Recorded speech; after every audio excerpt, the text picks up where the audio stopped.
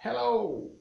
Aujourd'hui, il faut bien en parler parce que ça existe et c'est assez répandu, semble-t-il, les douleurs à l'anus et les fissures anales. Je vais parler un peu des hémorroïdes, ça suit tout ça, hein, c'est tout dans la même région. Alors, semble-t-il que c'est une raison très répandue de consultation médicale, justement dans le cas de symptômes suivants. Il y en a d'autres en plus, mais j'ai voulu avoir pas trop de folie dans cette histoire-là. Si vous avez des segments, des spasmes, des écoulements anormaux et des démangeaisons, c'est peut-être des signes de cancer de l'anus et même et ou du rectum. Alors, c'est pour ça qu'il faut consulter.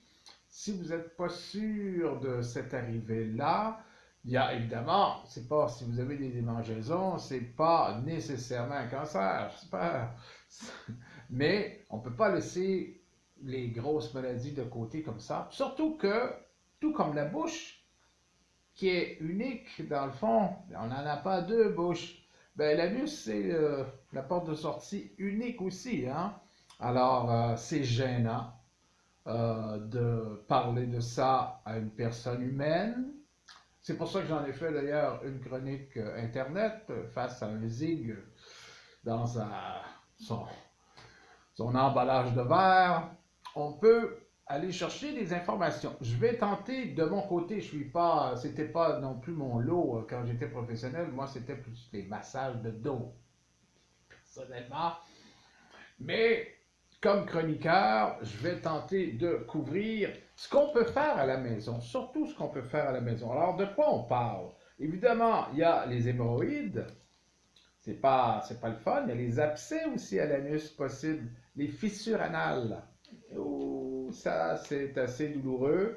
Euh, les segments d'espace, tout ça, j'en ai parlé. Alors, qu'est-ce qu'on peut faire à la maison pour se soulager? Alors, pour la fissure, et c'est la même chose pour les hémorroïdes, c'est pour ça que je les ai embarqués là-dedans. Alors, c'est pas mal le même traitement.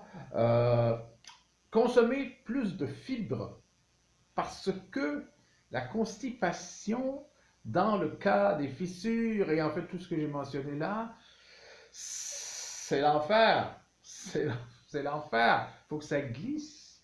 Hein? Il faut que ça soit easy. Boire plus aussi.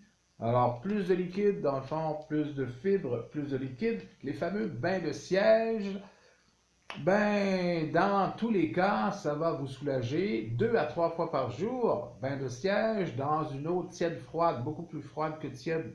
En fait, plus c'est froid, mieux c'est, mais on sait que ça réveille en tabarnouche. Alors, ce que vous pouvez endurer au maximum et ça va vous aider beaucoup pour vous soulager. Et il y a aussi éviter les fameux savons, les papiers hygiéniques parfumés de façon chimique. Ce sont toujours, et en fait, moi je vous dirais, évitez-les tout le temps parce que ce sont des irritants bien connus, donc ce sont souvent des résultats d'irritation. Ce que je peux vous conseiller aussi, perso, car je suis un adepte des boissons à l'aloès. L'aloès, qui est une plante, évidemment, et qui se consomme en interne. Les Coréens sont friands de ce type de boisson et l'aloès, c'est comme glissant un petit peu, hein. Ça va éviter la constipation tout en n'étant pas de la diarrhée. C'est numéro un. Alors, boisson à l'aloès, ça va beaucoup vous aider. Et après ça, bien évidemment, il faut aller voir le doc parce que on ne veut pas que ça dégénère. Et ben voilà, les amis, et on n'oublie pas, non, on n'oublie pas, abonnez-vous.